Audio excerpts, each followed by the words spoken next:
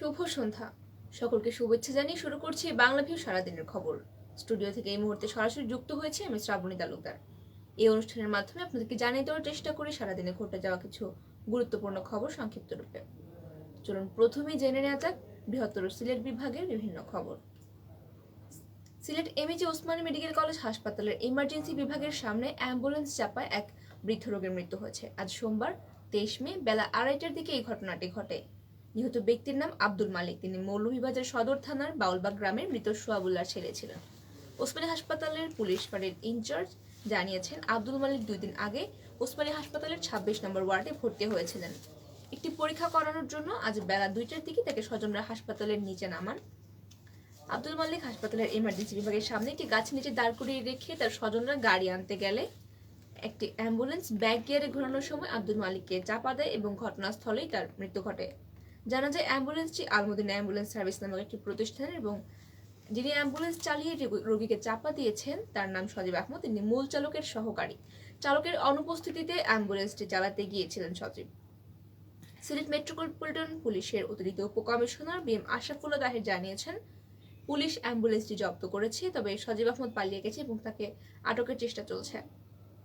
এদিকে অ্যাম্বুলেন্স প্রতিষ্ঠানের বিরুদ্ধে কোনো অভিযোগ আছে কিনা বা এই মৃত্যুর ঘটনায় কোনো আইনি পদক্ষেপ নেবেন কিনা এসব বিষয়ে কোনো বক্তব্য দিতে রাজি নন আব্দুল মালিকের ছেলে। একটি সূত্র জানিয়েছে, মৃত্যুর ব্যাপারে আলমদিনা অ্যাম্বুলেন্স সার্ভিস নামক প্রতিষ্ঠানটি নিহতের স্বজনদের সঙ্গে আপোষের চেষ্টা চালাচ্ছে। সিলেট ও সুনামগঞ্জের পর এবার হবিগঞ্জে ঢুকছে বন্যার পানি। প্লাবিত হয়েছে নবীগঞ্জ উপজেলার দিঘলবাগ ইউনিয়নের গালিমপুর গ্রামের বেশ কিছু বাড়িঘর। কুশিয়ারা নদীতে সিলেট অংশের শেরপুরে বাঁধ না থাকায় ওই গ্রামে পানি প্রবেশ করে। হবিগঞ্জ অংশে আর মাত্র কয়েক ইঞ্চি পানি বাড়লেই লোকালয় প্লাবিত হবে। এই অবস্থায় ঝুঁকির মধ্যে রয়েছে নবীগঞ্জ উপজেলার পাহাড়পুর, পারকুল, ফতুল্লাপুর সহ কয়েকটি গ্রাম। এছাড়াও জেলার নদীগুলোর পানি বাড়া অব্যাহত রয়েছে। নবীগঞ্জ উপজেলার ইউএনও বলছে, সিলেটের শেরপুর অংশে নদীতে বাঁধ নেই, ফলে নদীর পানি গালিমপুর গ্রামে প্রবেশ করে কয়েকটি বাড়ি প্লাবিত হয়েছে এবং সেখানে এর মধ্যেই খাদ্য সহায়তা পাঠানো হয়েছে। এ সময় জেলা প্রশাসক ইশরাত জাহান বলেন, বন্যা প্রতিরোধে বাঁধ রক্ষায় প্রয়োজনীয় পদক্ষেপ নেওয়া হয়েছে। কোথাও বাঁধ ভেঙে গেলে এবং নিম্নাঞ্চলে পানি প্রবেশ করলে সঙ্গে সঙ্গে প্রশাসনকে জানাতে এলাকাবাসীর প্রতি আহ্বান জানিয়েছেন তিনি। দিঘলবাগের মাধবপুর ও কালিমপুরের কিছু অংশে পানি উঠেছে, এর মধ্যে ক্ষতিগ্রস্তদের সহায়তা দেওয়া হয়েছে। সিলেটে আলিয়া মাদ্রাসা মাঠে ক্যাম্পাসে দুপক্ষের মধ্যে ধাওয়া পাল্টা ধাওয়া চলছে। আজ বিকেল 5:30টার দিকে হঠাৎ দুপক্ষের মধ্যে উত্তেজনা ছড়িয়ে পড়ে, তবে কি নিয়ে বা কাদের মধ্যে তাৎক্ষণিকভাবে উত্তেজনা ছড়িয়ে যায় তা জানা যায়নি। এদিকে সংঘর্ষকালে পেশাদারি দায়িত্ব পালনকালে কয়েকজন যুবক ইলেকট্রনিক মিডিয়া জার্নালিস্ট অ্যাসোসিয়েশনের সভাপতি সেন্ট্রাল এর প্রতিবেদক মঈনুদ্দিন মঞ্জুরের উপর হামলা চালিয়েছে। সিলেট নগরী সহ জেলার বন্যা কবলিত এলাকাগুলো থেকে পানি নামতে শুরু করলেও কিছু কিছু এলাকায় নতুন করে পানি বাড়ছে। এছাড়াও থেমে থেমে বৃষ্টি এবং উজানের ঢলের কারণে কমছে না কুশিয়ারার পানি। পানি বৃদ্ধির কারণে নতুন করে বন্যা কবলিত হয়েছে উপজেলার বেলকুনা, গায়াসী, বাগমারা, ফেঞ্চুগঞ্জ, পূর্ব বাজার, উত্তর কুশিয়ারা ইউনিয়নের বিভিন্ন এলাকা। এদিকে ফেঞ্চুগঞ্জ পূর্ব বাজারে পানি ওঠার কারণে ক্ষতির মুখে পড়েছেন ব্যবসায়ীরা। যাতায়াতের বিড়ম্বনায় পড়েছেন ওই এলাকার সাধারণ জনগণ। তবে স্থানীয়রা বলছেন, ভারী বৃষ্টি এবং উজান থেকে ঢল না নামলে বিপদের আশঙ্কা নেই। আজ দুপুরে ফেঞ্চুগঞ্জের গেস্ট রিডার গিয়াসউদ্দিন মোল্লা জানিয়েছেন, কুশিয়ারা নদীর পানি বর্তমানে ফেঞ্চুগঞ্জ পয়েন্টে বিপদসীমার 2.24 সেন্টিমিটার উপর দিয়ে প্রবাহিত হচ্ছে। তা কুশিয়ারার শাওলা পয়েন্টে 0.28 এবং আমলশীত পয়েন্টে 0.84 সেন্টিমিটার উপর দিয়ে প্রবাহিত হচ্ছে। তবে শেরপুর পয়েন্টে কুশিয়ারার পানি বিপদসীমার নিচে রয়েছে। তিনি আরো জানান, উপজেলার ভেলকুনা, গিয়াসী, বাগমারা, উত্তর কুশিয়ারা ইউনিয়নের পানিবন্দী মানুষের জন্য সহায়তা পাঠানো হয়েছে। তবে সন্ধ্যায় উপজেলা প্রশাসনের জরুরি বৈঠক অনুষ্ঠিত হবে। এই বৈঠকে আলোচনা করে প্রয়োজনীয় ব্যবস্থা গ্রহণ করা হবে। সুনামগঞ্জের দোয়ারা বাজারে রোকেয়া বেগম নামের এক গৃহবধূর রহস্যজনক মৃত্যু ঘটেছে। তিনি উপজেলার নরসিংপুর ইউনিয়নের দৌলতপুর টেরাবাড়ি এলাকার চৌকিদার জমির আলীর দ্বিতীয় স্ত্রী। ওই গৃহবধূর লাশ উদ্ধার করে রোববার ময়নাতদন্তের জন্য সুনামগঞ্জ সদর হাসপাতালের মর্গে পাঠানো হয়েছে। এই ঘটনায় তার স্বামী জমিরুদ্দিনকে আটক করেছে পুলিশ। স্থানীয় সূত্রে জানা যায়, জমিরুদ্দিনের 2 স্ত্রী, প্রথম স্ত্রীর 6 সন্তান এবং দ্বিতীয় স্ত্রীর রয়েছে 2 সন্তান। বেশ কিছুদিন ধরে তাদের সংসারে চলছিল পারিবারিক কলহ। ঘটনাস্থলে ছাতক এবং দোয়ারাবাজারের মধ্যবর্তী সীমান্ত স্থানে হওয়ায় 2 পুলিশ ঘটনাস্থল পরিদর্শন করেছে এবং পরে ঘটনাস্থল দোয়ারাবাজার থানা এলাকায় নিশ্চিত হলে পুলিশ ওই গৃহবধূর লাশ থানায় নিয়ে যায়। দোয়ারাবাজার থানার ভারপ্রাপ্ত কর্মকর্তা ওসিডি আব্দুল ধর বলেন, গৃহবধূর মৃত্যুর ঘটনায় তার স্বামী জমির আলীকে আটক করে জিজ্ঞাসাবাদের পর তাকে কারাগারে পাঠানো হয়েছে। এই ঘটনায় থানায় মামলা দায়েরের প্রস্তুতি চলছে। ময়নাতদন্তের রিপোর্ট পেলে মৃত্যুর সঠিক কারণ জানাবে বলে জানিয়েছেন তিনি। এতক্ষণ শুনছিলেন বৃহত্তর সিলেট বিভাগের বিভিন্ন খবর। এবারে চলে যাচ্ছে জাতীয় পর্যায়ে। নর্থ সাউথ বিশ্ববিদ্যালয়ের 4 ট্রাস্টিকে কারাগারে পাঠানোর পাশাপাশি 4 কার্যদিবস জেল কেটে জিজ্ঞাসাবাদের অনুমতি দিয়েছেন আদালত। আজ সোমবার ঢাকার সিনিয়র স্পেশাল জাজ কে এম ইমরুল কায়েস এই আদেশ দিয়েছেন।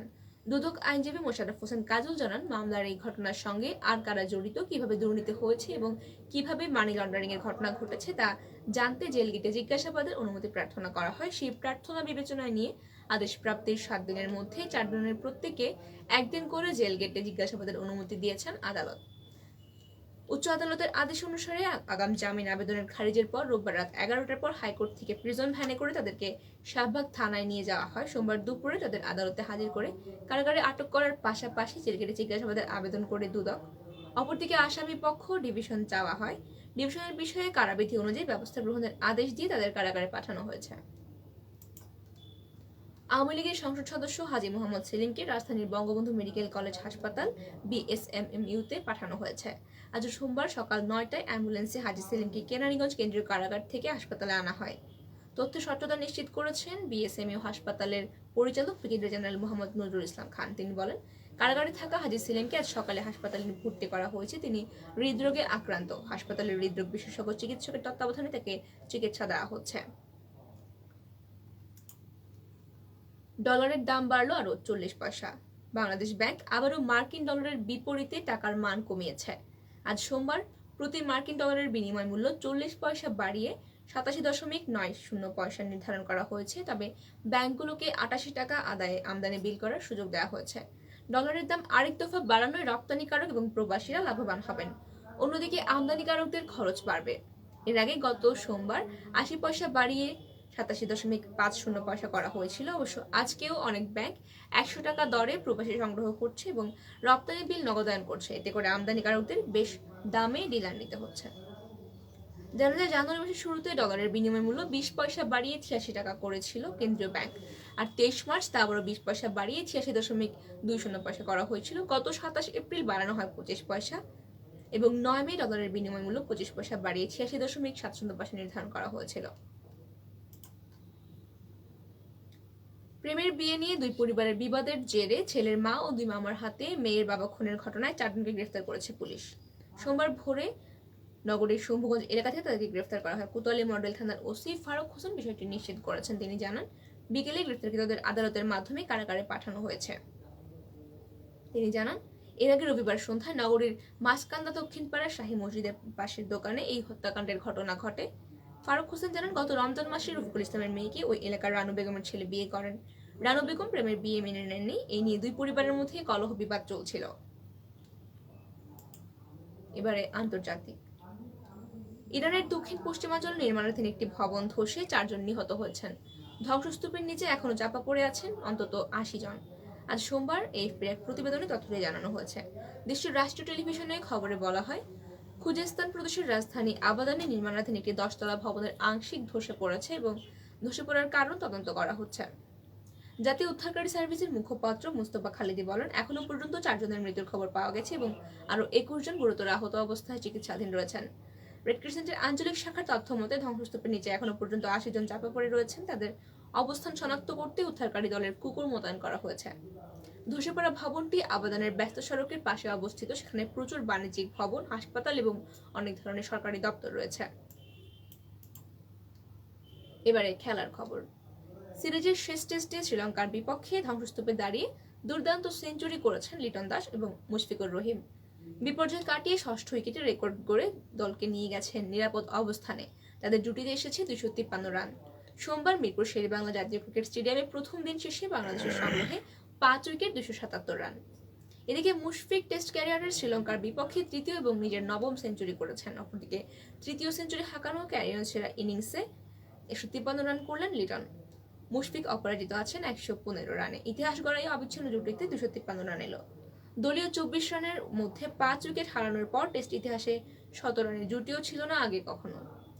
এটি লিটন মুশফিক জুটির দ্বিতীয় ডাবল সেঞ্চুরি। গত নভেম্বরে চট্টগ্রাম পাকিস্তানের বিপক্ষে দুজনে 205 রান যোগ করেছিলেন পঞ্চম উইকেটে। এতক্ষণ শুনছিলেন সারাদিনের বিভিন্ন গুরুত্বপূর্ণ খবর। শেষ করার আগে জানিয়ে দেব সারা দেশের করোনা ভাইরাস পরিস্থিতি।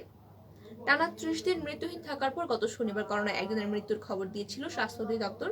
পরের দিন রোববার ছিল মৃত্যুশূন্য। তবে সর্বশেষ 24 ঘন্টায় করোনায় আরো দুজনের মৃত্যু ঘটেছে। এ সময় 31 জনের শরীরে করোনা শনাক্ত হয়েছে। আজ বিকেলে স্বাস্থ্য অধিদপ্তরের সংবাদ বিজ্ঞপ্তিতে জানানো হয়, গত 24 ঘন্টায় সারা দেশে 4649 জনের নমুনা পরীক্ষা করা হয়। পরীক্ষার বিপরীতে রোগী শনাক্তের হার ছিল 0.67%। এর আগের দিন এই হার ছিল 7-8%। করোনা শনাক্ত হয়েছিল 29 জনের। সংক্রমণের শুরু থেকে এখনো পর্যন্ত দেশে 19,53,264 জনের করোনা শনাক্ত হয়েছে। এর মধ্যে সুস্থ হয়েছেন 19,01,157 জন। আর মৃত্যু হয়েছে 29,130 জনের। গত 24 ঘন্টায় যে দুজনের মৃত্যু হয়েছে তারা দুজনেই ঢাকা বিভাগের। শুনছিলেন সারাদিনের বিভিন্ন খবর। সঙ্গে থাকার জন্য সকলকে অসংখ্য ধন্যবাদ। সবাই ভালো থাকুন, সুস্থ থাকুন এবং আমাদের সঙ্গেই থাকুন।